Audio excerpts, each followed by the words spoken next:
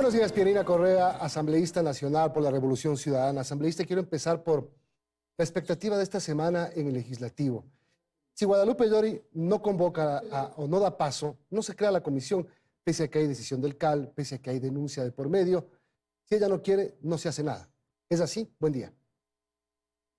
¿Cómo está? Buenos días. Definitivamente es prerrogativa de la señora Presidente de la Asamblea Nacional decidir cuándo convoca, en qué horario, en qué día. La única limitación es que debe ser hecha la convocatoria 48 horas antes de la fecha y hora establecida, pero sí venía dilatando algunos temas y ese es parte del gran malestar que hay en la Asamblea Nacional entre quienes integramos el plenario, pero por ejemplo ya le dio continuidad a la sesión en la que se apeló su presidencia. Lo hizo muy bien, la dejó instalada y se retiró del pleno justamente para evitar que se diera paso a la apelación, porque no estando ella a quien se apela, y asumió el primer vicepresidente Saquicela. Ha estado convocando ya, ahora sí, el día Jueves Santo nos convocó a 4 sesiones, una tras de otra.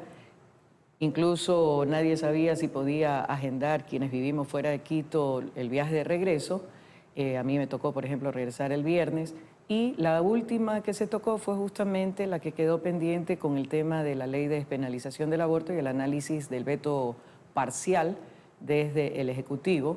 Resolvió eso, suspendió y nos deseó un buen fin de semana y un buen feriado.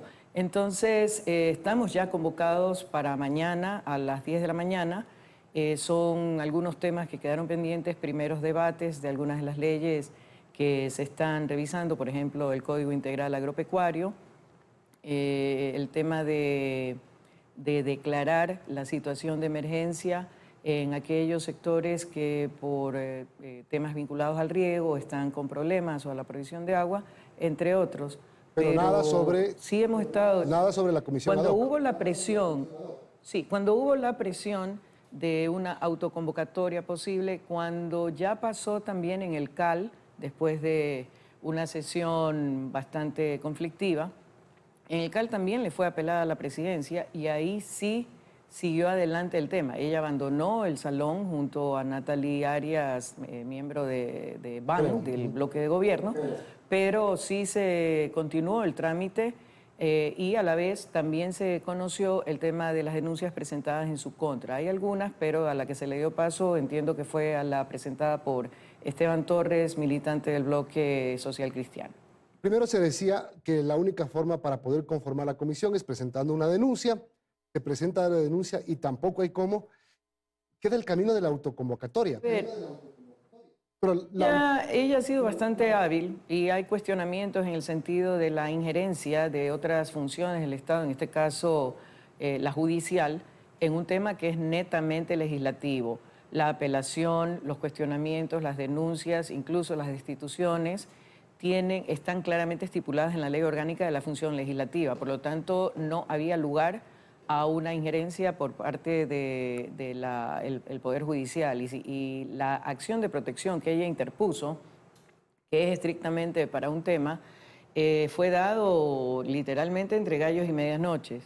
Pero una vez solventado eso, lo que se hizo fue retirar el cambio del orden del día que se había ingresado formal y legalmente, para que no hubiera el trámite y el resto de la sesión continuó sin mayores inconvenientes, más el malestar de todos. Pero no es la única. Luego ha hecho ella denuncias también a miembros del CAL, pero coincidencialmente es dirigido a quienes ella considera que le están haciendo la contra. Sin embargo, hay una decisión, la decisión de la apelación fue tomada por 5 de los 7 integrantes del CAL, en los que están representados Pachacuti, Izquierda Democrática, de acuerdo con todo lo que usted UNES. dice, el tema es cómo van a destrabar la situación de la Asamblea Nacional. Porque lo único que tenemos claro los ecuatorianos es que no pueden seguir así. No se puede convocar a una sesión el 14 de noche sabiendo que el 15 ya vence el plazo y entra por el Ministerio de la Ley. 2 leyes en menos de 6 meses han entrado por el Ministerio de la Ley. Justamente lo que usted dice justifica la convocatoria. O sea, había tiempos, había plazos Dentro de los plazos fue tratada, fue la sesión, me parece que 766, en la que se analizó el tema del veto presidencial. Yo presenté una moción para allanarnos al veto. ¿Cuál es la situación? Se había aprobado en una sesión anterior el informe de mayoría, es decir, el elaborado por 6 de los 9, aprobado por 6 de los 9 integrantes de la Comisión de Justicia que tenía a su cargo el análisis de esta ley, y también se había presentado un informe de minoría. ¿Cuál es el orden? Se analiza el informe de mayoría. Si pasa, obviamente ya no se toca el de minoría. Quienes son y defienden ese informe de mayoría son personas claramente identificadas como pro aborto y realmente, y lo han dicho así, buscan legalizar y liberalizar por completo el aborto sin ninguna causal, simplemente aborto por aborto, y han querido posicionarlo como un derecho. Al principio no tuvieron los votos, hicieron uso de absolutamente todas las argucias que les permitía la ley y finalmente discutieron, como yo digo, se generó una especie de toma y daca, un regateo tipo mercado, como que si estuviéramos comprando papas y no hablando de vidas humanas, porque había un grupo pequeño pero decisivo que por el tema de la temporalidad se mantenía indeciso. Cuando ya bajaron la temporalidad, ahí se decantaron y apoyaron el informe de mayoría que obtuvo los 75 votos. El proceso que decía tenía que ir al Ejecutivo. El Ejecutivo tenía 30 días para pronunciarse, lo presentó dentro del plazo respectivo. ¿Y qué hizo este grupo? La ponente, Johanna Moreira, que declarada pro aborto y que cuando lograron pasar el informe de mayoría dijo claramente que ese era apenas un primer paso porque iban a continuar insistiendo para que el aborto fuera liberado totalmente. ¿Qué hicieron? No tenían los votos, esa es la realidad. Cuando viene el veto parcial, y ojo, al principio el presidente de la República, por su formación católica, él es Opus Dei, que dijo que lo iba a vetar completamente. Tuvimos que hacer, y digo tuvimos porque yo también traté por varias formas de hacerle llegar el mensaje de que vetarlo completamente era congelar la ley un año. Hoy, en abril, se cumple un año desde la sentencia. La sentencia ya la declaró ley. Lo que teníamos nosotros que hacer era normarla, poner límites, poner parámetros, requisitos, o sea, aterrizarla en base a lo que decía la sentencia. Yo soy pro vida, defiendo las dos vidas, pero había que cumplir con eso. Por lo tanto, un poco, para ponerlo en expresiones sencillas, era el menos malo, el mal menor. Logramos, o quienes hablaron con él, lograron convencerlo de que el veto total implicaba 2 años por lo menos, si no más, que podía aplicarse la ley, porque ya era ley, sin ningún tipo de limitación. Ese veto llega y como ya sabían la ponente, hicieron alguna maniobra y decidieron que era inconstitucional y lo mandan a consulta a la Corte Constitucional. La Corte nos hizo un alón de oreja porque yo soy parte del Pleno, y dijo, a ver, señores de la Asamblea, vayan a hacer su trabajo, hagan su trabajo y no molesten. Prácticamente así es el texto de la sentencia, y ahí tocaba decidir si nos allanábamos o ratificábamos en el texto. ¿Cuál es la dificultad? Para quienes son pro aborto y querían pasar esa ley a como diera lugar, que para allanarse se necesitan 70 votos. Para ratificarse en el texto original se necesitaban 92 votos que no los tenían. Al principio de la continuación, la sesión que usted menciona del día 14, el 15 se vencía el plazo, por lo tanto había que convocar, o sea, no había chance, no había más tiempo. Sí, se la quisieron, por lo menos había se quiso sacar la responsabilidad de sus manos y no pudo. Digamos, quien mandó a la Corte... No quisimos quitarnos la responsabilidad. Es más, cuando reanuda... Decida. A ver, pero no generalicemos. 75 voluntades de la Asamblea quisieron mandarlo a la Corte, nosotros no. De acuerdo, ¿qué pasa? Cuando la Corte lo devuelve, quedaban 2 opciones, allanarnos o ratificarnos. Lo que tenía que pasar desde el principio cuando hay un veto del Ejecutivo. Lo que las 75 voluntades que usted dice no lo quisieron ver. Asambleísta, le cambio de tema, porque seguimos hablando del caso de Jorge Glass y del supuesto pacto. ¿Hay o no hay pacto entre UNES y Creo? No hay un pacto.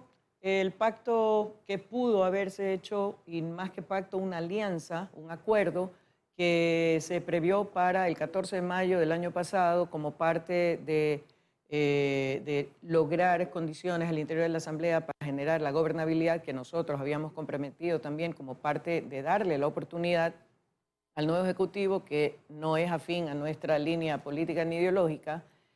Ahí hubo un acuerdo y Guillermo Lasso lo irrespetó.